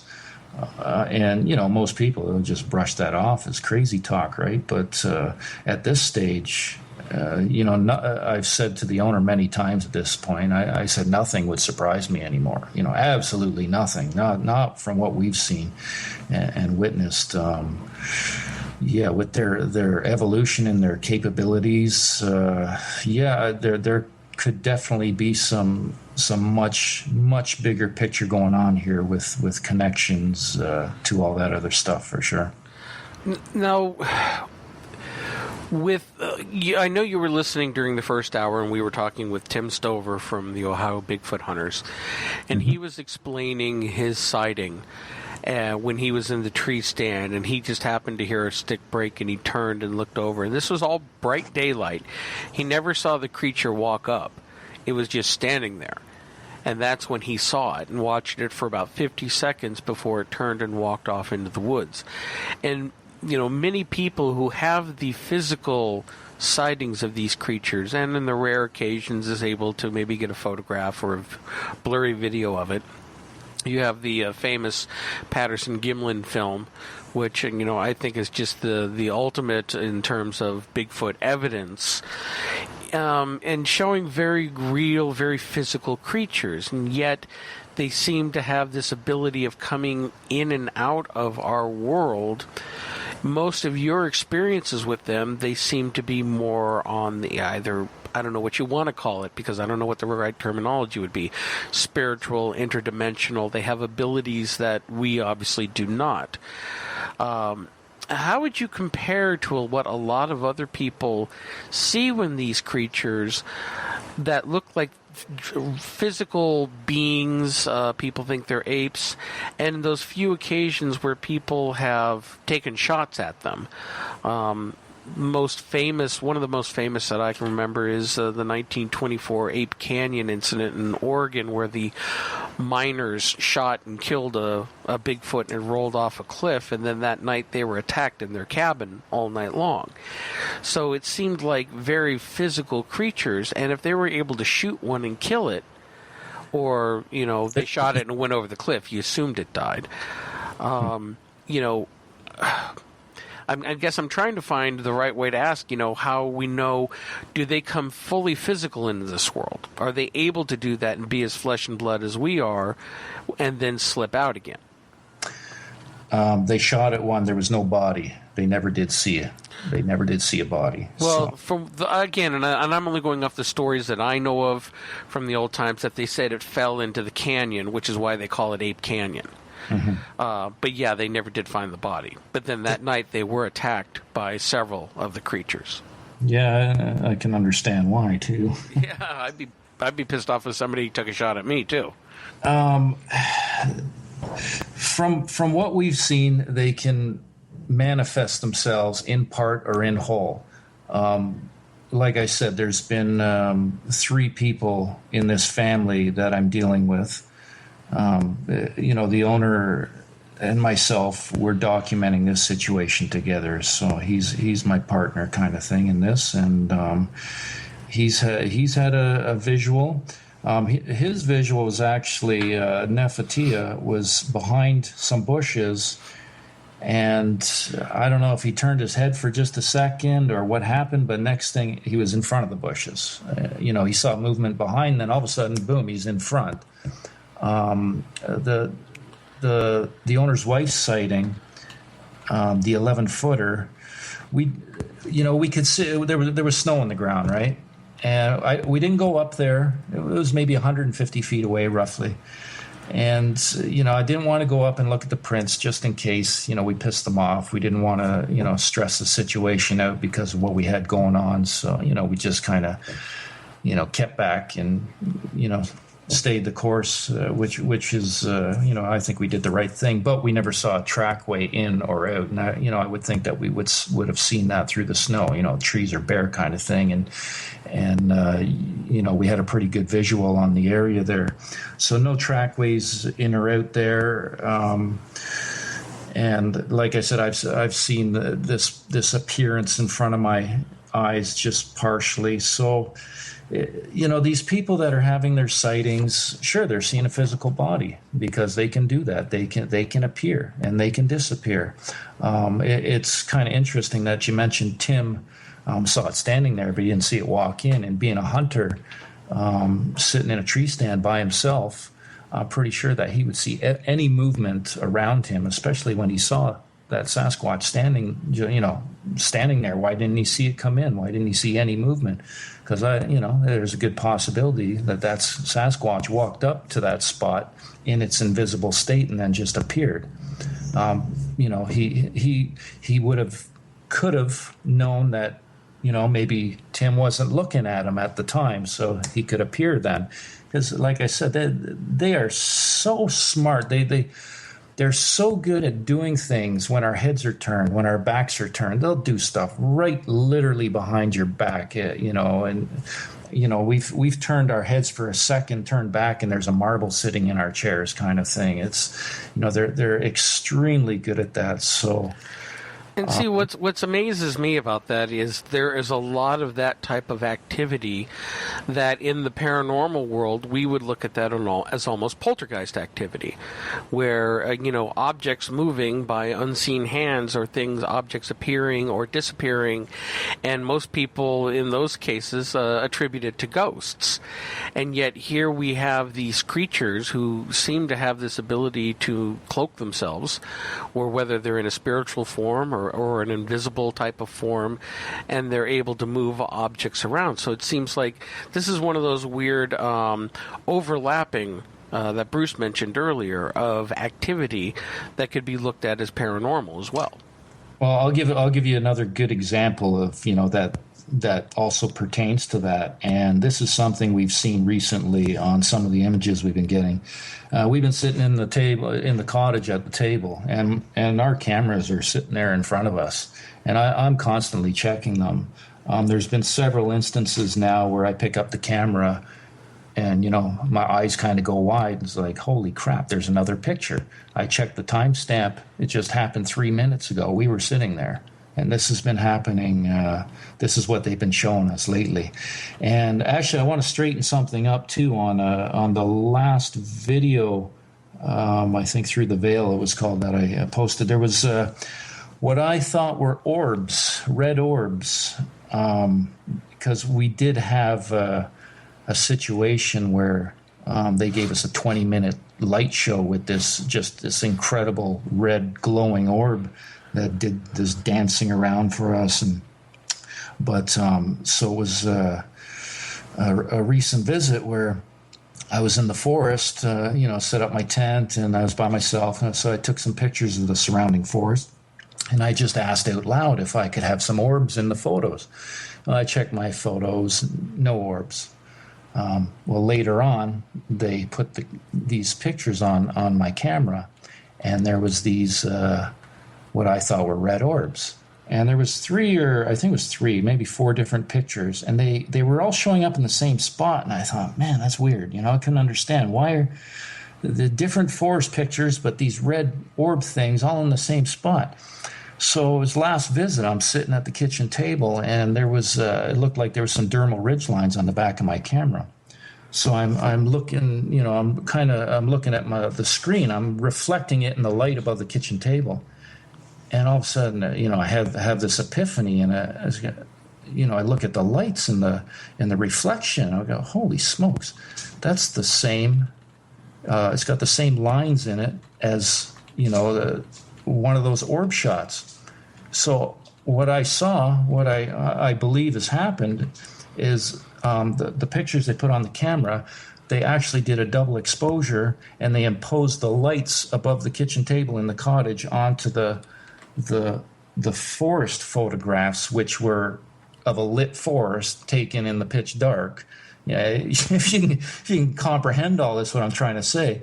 So they took these forest shots when it was dark, and they show a brightly lit forest, and then they impose these what looks like orbs onto the photographs, but they're of the lights above the kitchen table. So that's their humor again. Eh? They're always showing their humor and playing with you, right? Trying to, they're tricksters. But it's fun. It's all good fun, right? You just made me think of something here, and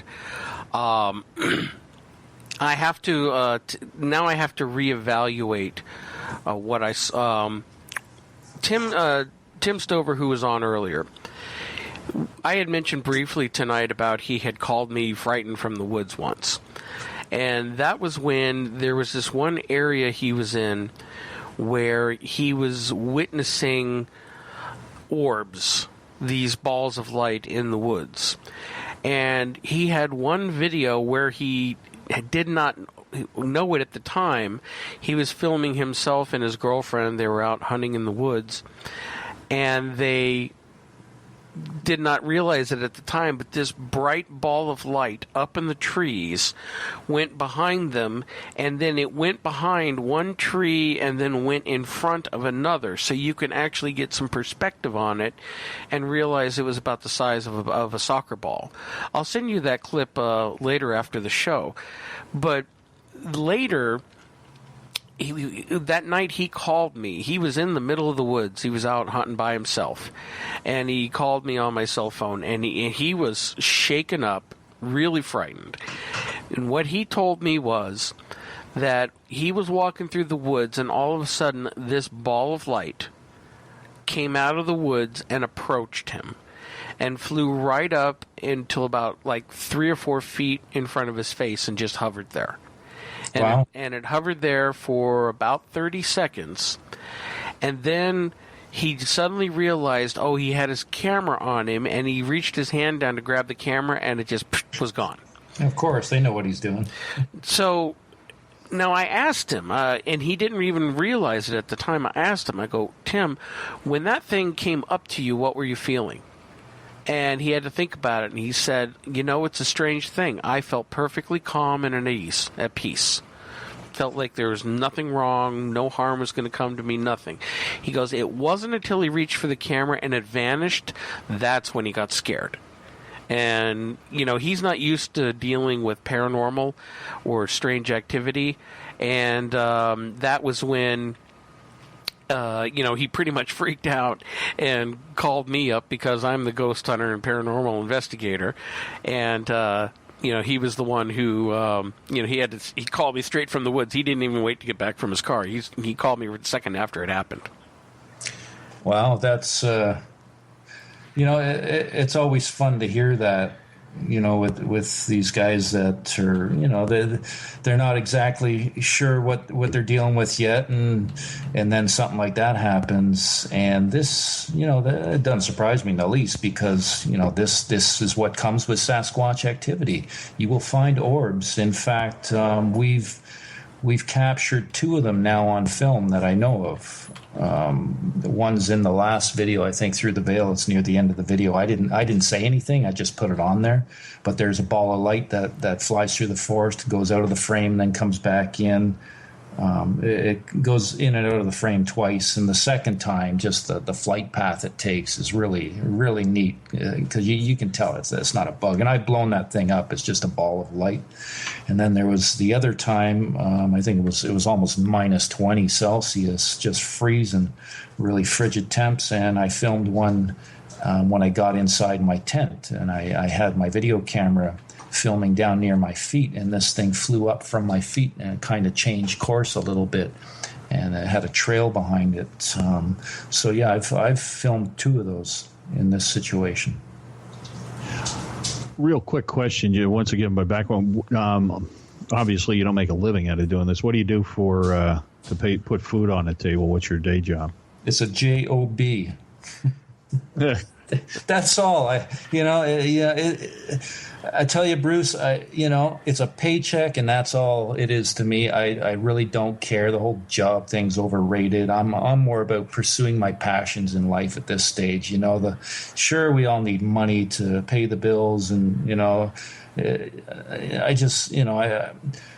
I do a job, and that's it. I personally, I've kept my personal life out of this situation. I've kept my face out, and that's how I prefer to keep it at this stage.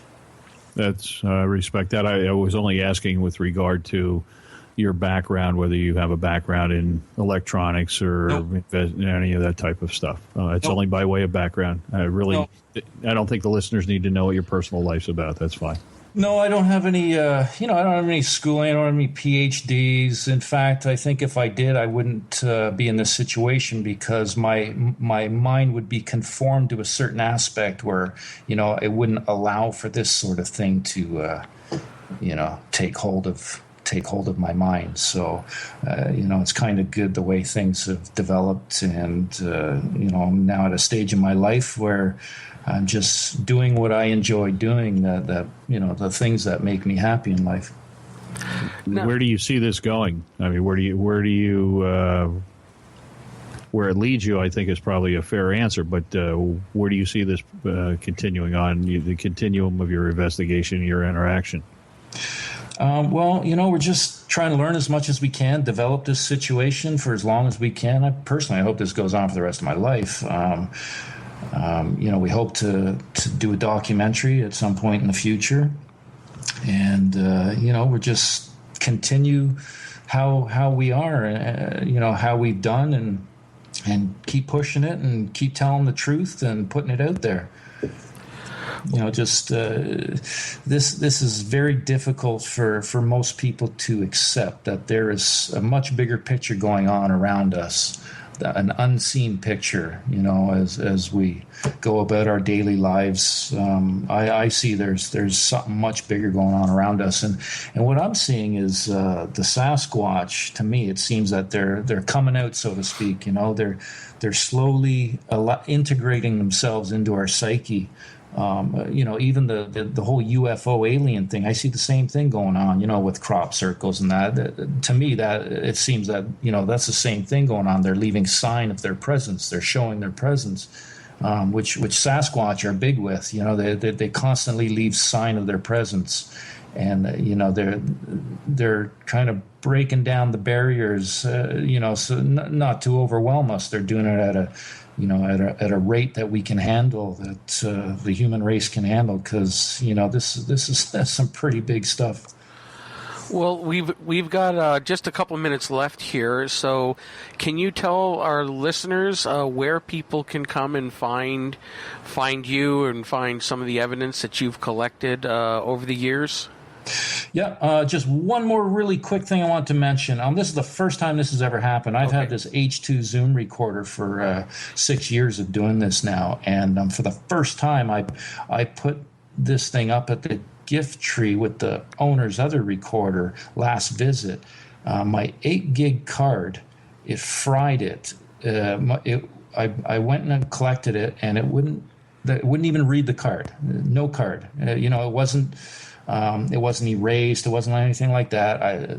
Just nothing will read it. It's like completely as if there's no card there, which I found really strange. But anyways, aside from that, Sasquatch Ontario on YouTube. We don't have a website up or anything, just the YouTube page. There's about 50 videos up there, and there's a ton of audio, and it's a mountain of evidence. We got so many footprints and lots of casts and just some of the best audio ever recorded. Up front and center, it's so clear and close and direct verbal communication. So yeah, go to Sasquatch Ontario on YouTube, and there's lots there to go through. Well, and Mike, anybody that does do that, I implore that you start from the beginning of our situation. I think it's about 5 videos. Mike, I'm going to have to cut you off. We are coming up on a hard break here in 30 seconds. So Thank you so much. We'll post your information on our website. Yep. And thank you again for coming on. We'd love to have you back again in the future. Okay, guys. I appreciate you guys having me on. Thanks very much. Mike, keep up the good work. Thanks for a fascinating hour. Thank you for your time. We really appreciate your time. And we got 5 seconds left, everybody, so thank you for listening to Unknown Origins Radio, and we'll catch you all next week. Be safe. Have a good weekend.